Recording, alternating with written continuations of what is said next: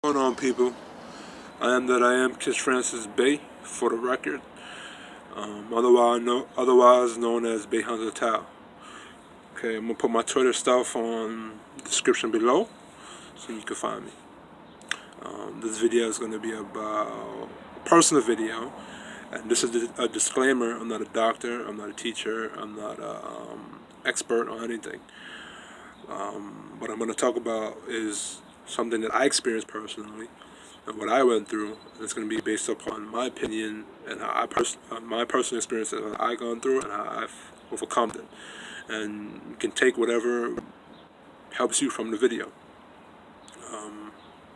But I believe it's something that I should have been trying to push or been put to the world for anybody that's going through what I went through. And what I'm talking about is cardiomyopathy or heart failure. Cardiomyopathy and heart failure. Just speaking about how I went through it, how I dealt with it, the stress of what I went through, the trauma, and how it affected my life. And I'm sure a lot of people with that same issue could resonate with it and know exactly how it is.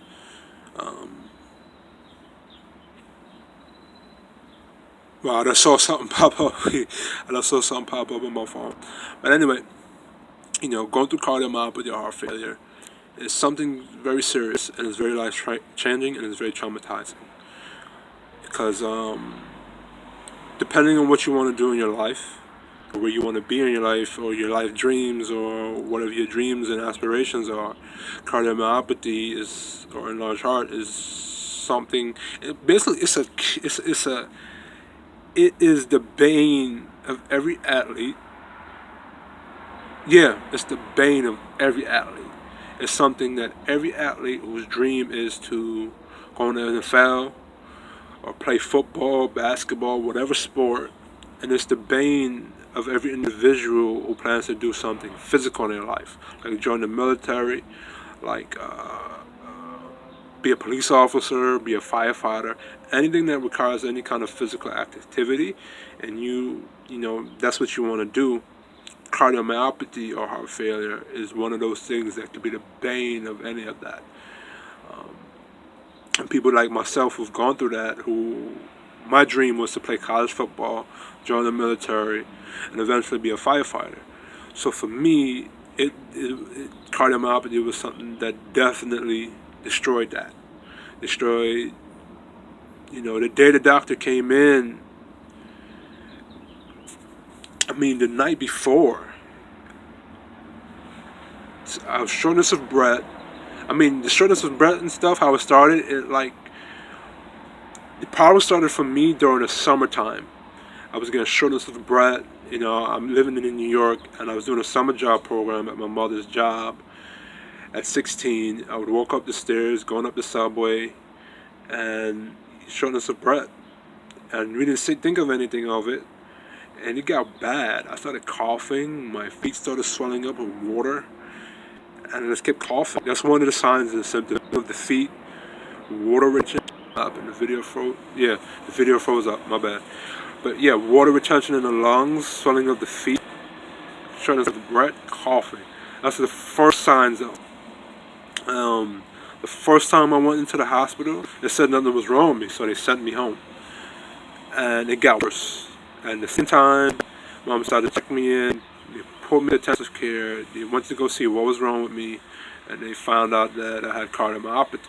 And that very same night, when I was in the bed, I had heart failure and I almost died.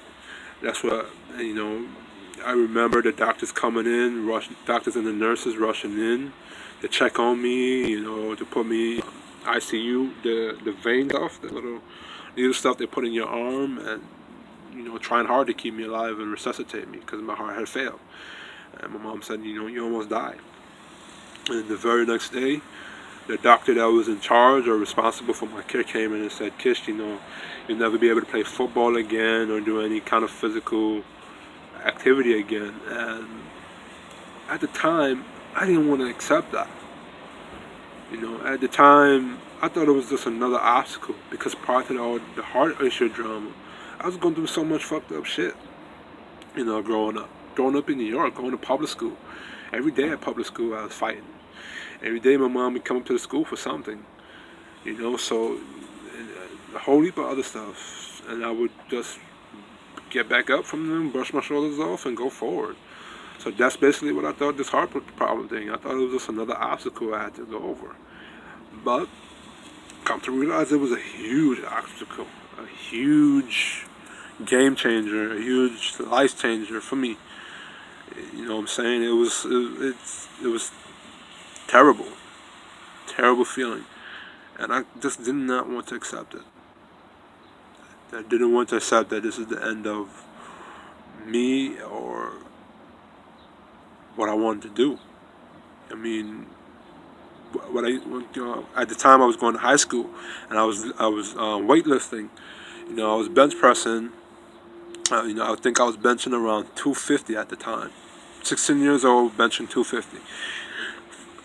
And to mind you, I was pretty big. I was like around 365. All right, 365. It was around 365, bench pressing 250, playing football, before the heart problem. So, and this was my sophomore year of high school.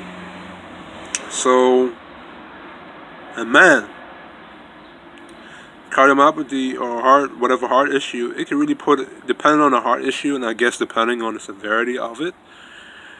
I don't know for sure about other heart issues for sure, but I know that cardiomyopathy is one of those things that, it kills that. And to the point, I didn't want to accept it because the school hadn't been put on note. They knew my issue, and it got to a point where they banned me from the weight room because I would still go and I would still bench press. So they had to ban me from the weight room. I couldn't go in there anymore, and I just could not accept it. I just could not accept it. You're 360. Now picture this: you're 16 years old, 365 pounds. You're obese, overweight. The reason why you were 365 overweight is because you was playing football. You can no longer play football. You have all this weight. You can't lose the weight because you can't do certain physical activities anymore. They're telling you can't walk certain distances. Certain distances you can't walk, and you can't stand. So you're on restriction. You're under the age, so your mom has legal, I guess they could say, legal rights over you. So not only that, you got to deal with the doctors telling you can't do, and you got to deal with your mother telling you can't do. Mother telling you can't do. And I don't know about for a female, but for a male child who, I guess you could say, I don't want to say I was a warrior-like, but I was a warrior-like because the things that I wanted to do was physical. Military, firefighter, football. So I guess you could say a warrior. So for a male child at 16, that's with a warrior mindset, I'm saying, those things annoy you. Those things stress you out. You know what I'm saying? And it wasn't like after the heart problem, after the heart issue, things were getting any better. Well, yeah, things are not good. Certain things because of mainly yourself, and then because of the other people that are around you that don't see your vision. You know what I'm saying? You're gonna go through. It's gonna stress you out. It'll stress you out because you can't do the stuff you love anymore, and you're being put on restricted, and it's like you can't live a normal. It's like you're not normal. You can't live normally like everybody else can. You can't work. You're no longer able to work at certain jobs because certain jobs you work at, they take you on, you're going to high risk, and they need a doctor's note. The doctor's not going to give them a note because you're high risk and they don't want to get in trouble. So, you're caught. You're caught in a situation, you're caught between a rock and a hard place, especially if you know that it's something that you can recover from and rebound from. It can harm you. It can really put stress on your mind. It can really affect you. So, cardiomyopathy, going through it, and how I overcame it, or began to overcame it, however you want to say that. One day, for a time period, it started to get really bad. Like they wanted to put a pacemaker in me. They wanted to put a defibrillator on me. So yeah, they wanted to put a pacemaker and they wanted to put a defibrillator on me, and I had to sleep with a breathing machine, like a CPAP machine. It was like a breathing mask. When you sleep with it, and they put it over your face, you have to sleep with that. And you know, I would get mad, and me and my mom, we'd argue and go at it with each other because she's like, "Kiss, you can't do certain things no more." I'm like, "Ma, I could do it. I believe I could do it." And because I was under the age at the time, I couldn't really do what I wanted to do. I had to just conform to it. You know what I'm saying? So yeah, I mean, you go do them things. So yeah, me and her, we going at it. We arguing almost every day. Because I'm upset, I'm stressful, and I'm bringing out my issues. And then, you know, my mom, she's a red-bone Jamaican, so she's crazy already. So we going at it. We go at it almost every week, arguing. And then I remember one time they tried to put me in front of a therapist, and I'm saying to myself, I'm telling the therapist, what do you know about heart issues? You don't know what I'm going through. You don't know what it's like to be me. And I walked out that therapy session and didn't go back. Because, you know, at that time I couldn't believe that this is where I was at. This is where I'm being reduced to. You know, I believe and knew in myself that I was able to rebound from it, and the people around me didn't believe I could. And then one day I got fed up. People was like, you know, the doctor was like, the doctor was trying to push like I said, they was trying to push what you call a pacemaker on me. Attach a pacemaker into my heart, and they was trying to and I had to walk around with a defibrillator, just in case if my heart went out, the defibrillator would resuscitate me and bring me back to life. And you know, I got fed up with it. I was taking 5 to 6 medications, and I got really fed up. Really fed up with it. So I said, you know what? I'm gonna take a leap of faith, and I'm just gonna take a chance. And I took a chance on it. You know, I used to go to school in Queensborough College. Oh, the thing, before I go into that, stick a pin. When dealing with cardiomyopathy and rebounding from it, in my personal experience and from my opinion, you have to baby step it. You know what I'm saying? Your doctor say you can't do certain physical activity, especially if you're overweight and you're obese. You have to lose the weight, and you have been put on restrictions. So you have to baby step it. So what I did was I walked. Unstick the pin. I used to go to Queensborough Community College, and I live in Canberra Heights, Queens. So Queensborough Community College lives around Flushing. It was around Flushing, around over by Bayside, I would say. More towards Bayside, not Flushing, my bad. Towards Bayside. So I would take the bus, the Q24 over there. So I said, you know what? Instead of taking the bus, I'm going to walk from Queensborough Community College all the way back to Canberra Heights, Queens. For those of you who know about the geography of New York, Queensborough and Canberra Heights is like 3 to 5 miles away from each other. And I walked that every day. And I think for the first 6 months, I lost about 65 pounds. And I believe it was water weight. I believe the whole time it was water weight. And I think the water weight came from me eating bad foods.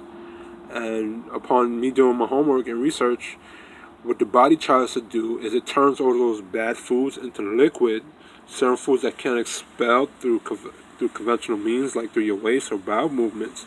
It tries to liquefy those bad foods and sweat it out the body.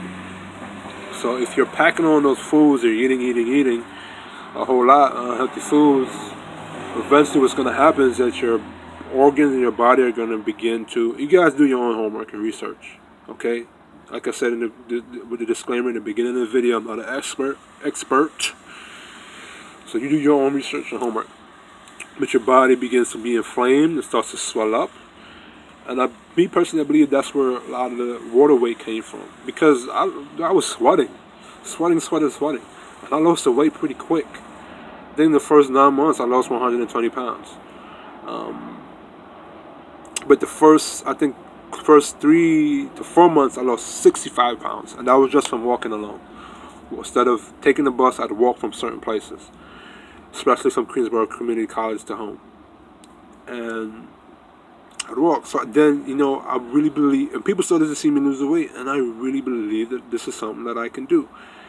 And fortunately for me, lo and behold, a martial arts dojo opened up right maybe like 10 blocks from me. So not only do I have to walk 10 blocks to get to the dojo, by the time I get to the dojo, I'm doing physical activity, martial arts, and it's helping me to lose the weight a lot quicker. Now, everybody that has cardiomyopathy or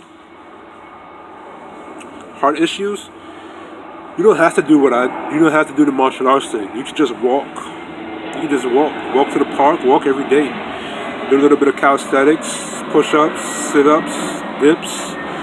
I did the martial arts because, I have a warrior's mindset. You know what I'm saying? Like I said, I went to public school and every day we fought. I was fighting. These people used to try to bully me, so I had to fight. So, martial arts.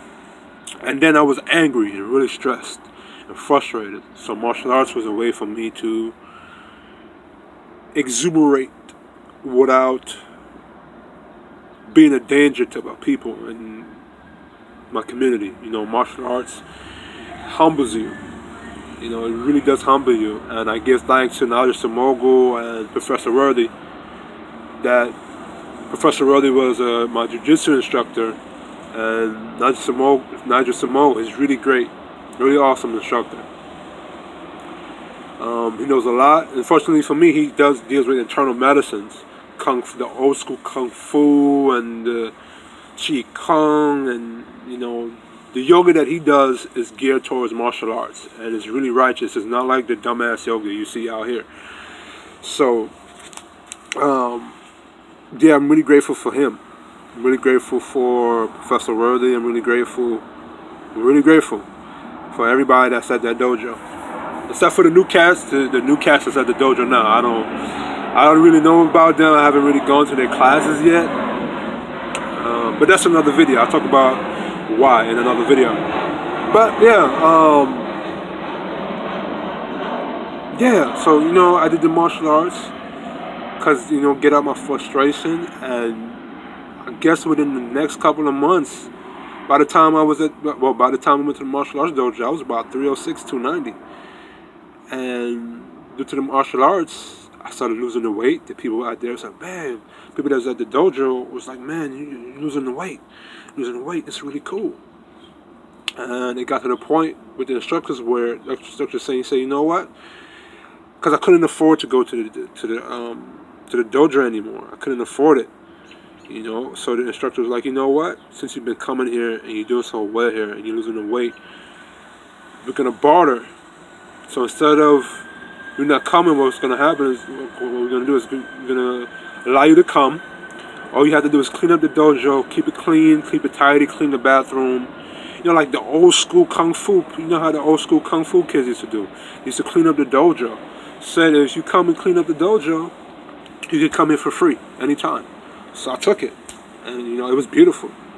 You got to give thanks to the Most High for that, because I think prior to that, I actually prayed and prayed and pleaded to the Most High that they give me that opportunity, and I took it, and I give thanks for it.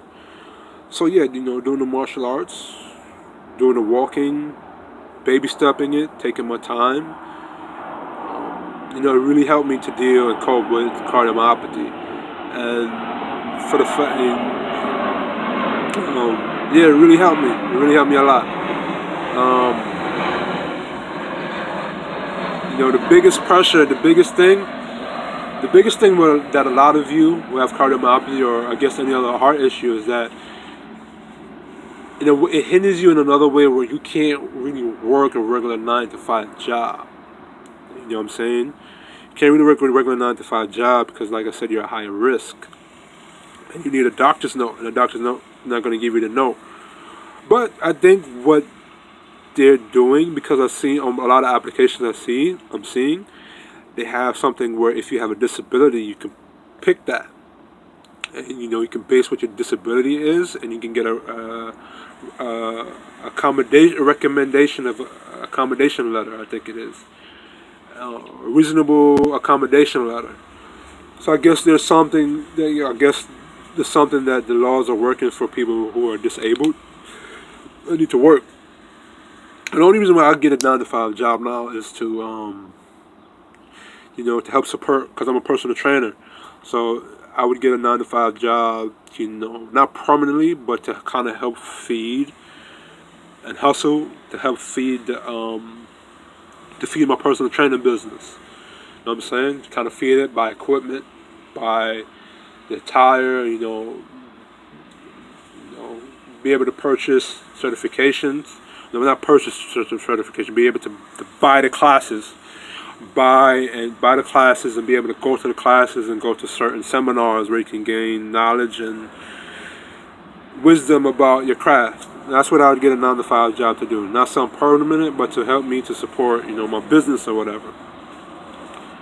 So that's looking good. That's looking good. I'm gonna see what other applications and jobs out there that have that thing where you can, if you have a disability, you can pick it. And you can get a reasonable accommodation letter, and then I could take it to my doctor, and then I could say, look, doctor, I know you don't want to give me the letter for me to work, but they have this reasonable accommodation letter, and they'll work with me. So yeah. Also, to know, if you're gonna work if you're gonna go to a martial arts dojo, you have to tell them your situation. You have to tell them your situation. Unfortunately for me, like I said, Nigel, he deals with internal medicine. I think his wife is a doctor too. So he deals with internal medicine. He deals with, Qigong. He deals with all that ancient stuff that really works today. And so fortunately for me, he was able to work with me, work with the doctor. Yeah, work with me with the situation. And, it really helped. I'm really grateful to him. Really grateful to him. Really good person, and his martial arts is that he gathers from different styles and different schools, and he makes it,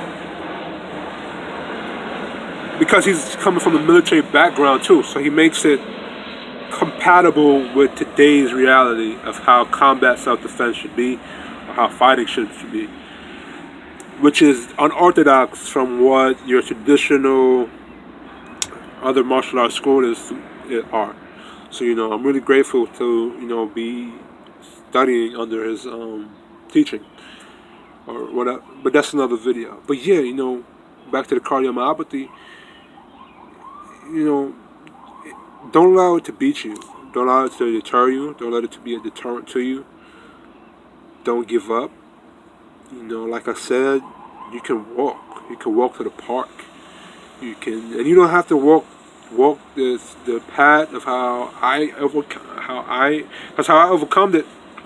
I think in 2017 September, something was telling me, go to the doctor. Go to the doctor and get checked out. Go to the doctor and checked out. See where your progress with your heart was. Something was telling me to go. My spirit was telling me to go, and prior to, I said, you know what, I'm gonna go. But I think a month before I go, I'm gonna do a lot of cardio, do a lot of jogging to make sure. And I jogged and I ran. And I did my cardio workouts. I did all that. Went to the doctor, got checked out. Did the cardio, the little, whatever what that shit is called, the electro. I don't even know how to say the word, but you know what I'm talking about. The thing where they see your heart on the monitor. You know what I'm talking about. And the doctor was like, your heart getting stronger. The doctor said, your heart's getting stronger. And everybody was amazed to see me, because I think the last time before that time When they saw me, I was really big. And they saw how I lost the weight, and they was amazed. Doctors was amazed. Feel me? So, yeah, man. You gotta put work into it. You gotta put faith into it. And the idea is not to work at it hard. And when you work hard, but then you work smarter. So you work hard and you work smart. So, you don't overdo it. You don't do too much. You work, you balance it. You know what I'm saying? And you have faith and believe in what you're doing works. And you do your homework and you do your research. And keep trying. Get up every day and keep trying and have faith. And, I don't know why I got the heart problem. I have my own personal reasons that I'm probably not going to say on the video.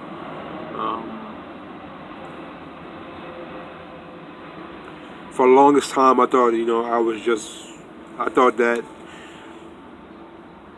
I'm not going to say that, but seriously, I thought, like, I don't even know. I don't even want to say what I'm thinking. Something is pulling that back, telling me don't say it. For the longest while, I felt like, yo, is this the end for real? And then with the stress coming from everybody else, it was like hell.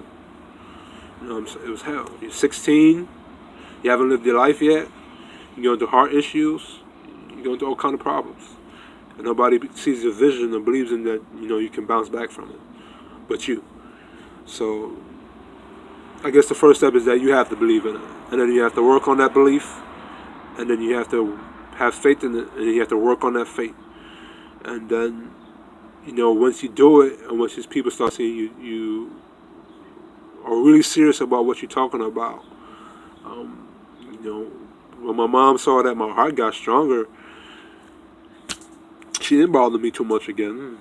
You know what I'm saying? I proved to her that I can do it. I proved to everybody around me that I can do it.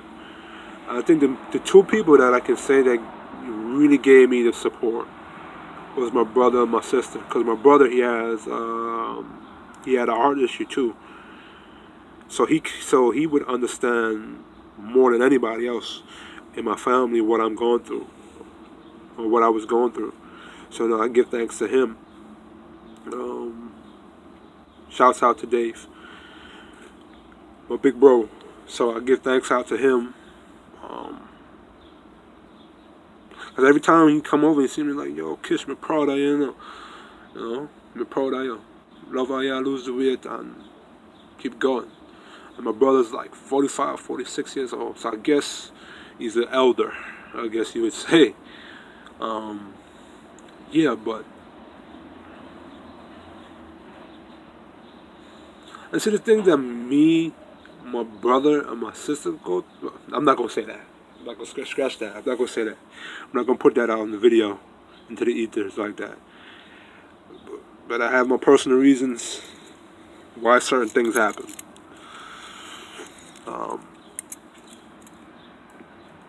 But yeah, it's baby stepping it. You gotta baby step it. You gotta believe in yourself. Yeah.